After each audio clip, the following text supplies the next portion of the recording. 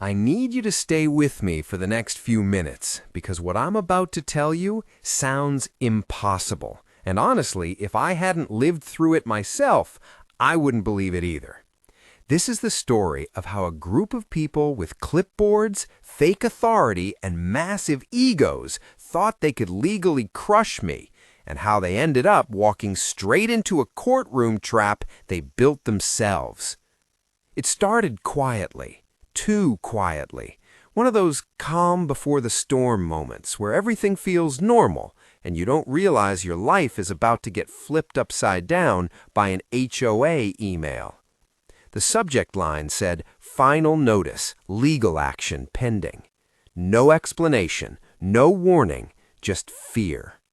According to them, I had violated multiple HOA rules I'd never seen, rules I'd never agreed to, and rules that somehow magically appeared after I bought my property. They claimed I owed thousands in fines, legal fees, and penalties, and if I didn't comply immediately, they'd take me to court. At first, I laughed. I thought it was a bluff, a scare tactic. That laugh didn't last long, because the next letter wasn't an email. It was a certified letter from a lawyer, their lawyer. That's when I realized this wasn't just HOA drama anymore. This was war. They accused me of unauthorized land use, unapproved modifications, and non-compliance with community standards. Fancy words designed to confuse, intimidate, and pressure me into paying without asking questions. But here's the mistake they made. They assumed I wouldn't read. They assumed I wouldn't research, and they assumed I wouldn't fight back. Instead of panicking, I did something they didn't expect. I sat down. I pulled out every document I had from the day I bought the property. The deed, the closing paperwork, the HOA bylaws, the amendments, the meeting minutes, everything. That's when I found it. A single clause buried deep in the HOA documents. One sentence, one beautiful, devastating sentence. It stated that my property fell under a special classification due to its zoning history, and that the HOA's authority over my land was limited, extremely limited. Certain rules didn't apply, certain fees couldn't be enforced, and most importantly, they had no legal standing to sue me over the violations they were claiming. They either didn't know, or worse, they knew and hoped I didn't. So instead of responding emotionally, I responded strategically. I sent a formal letter requesting proof of authority, enforcement jurisdiction, and the exact bylaw sections they were using against me.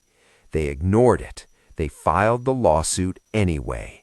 That arrogance would become their downfall. Walking into that courtroom was surreal. Their side showed up confident, almost smug. 3 HOA board members, their lawyer, stacks of paper, and that "we've done this before" look on their faces. I showed up alone. No lawyer, just a folder. The judge asked them to present their case. They spoke for nearly 20 minutes. Big words, legal jargon, confident accusations. They painted me as a reckless homeowner who thought he was above the rules.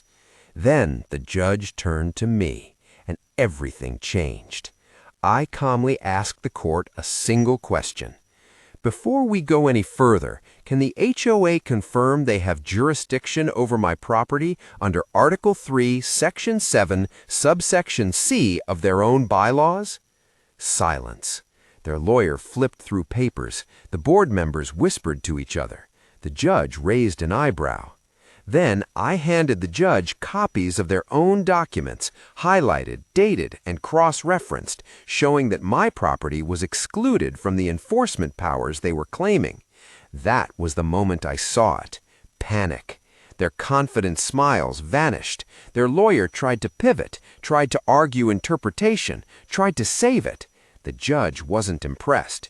He asked them why they filed a lawsuit without verifying jurisdiction. They had no answer. Then came the words I'll never forget. Case dismissed. Not only that, the judge warned the HOA about abuse of legal process and advised me that I could pursue damages if I chose. The HOA walked out stunned. I walked out free. No fines, no fees, no control. And the funniest part?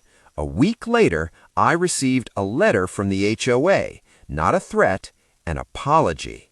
This entire ordeal taught me something powerful. HOAs thrive on fear and ignorance. They win because people don't question them, don't read, don't push back. But the moment you know the rules better than they do, the entire system collapses. So if you're dealing with an HOA nightmare, remember this. Their authority isn't unlimited. Their power isn't absolute. And sometimes the biggest bullies fold the faster when the spotlight turns on them. If you want more real stories like this, stories they don't want you to hear, make sure you subscribe because trust me, this wasn't my last battle with an HOA, and the next one was even crazier.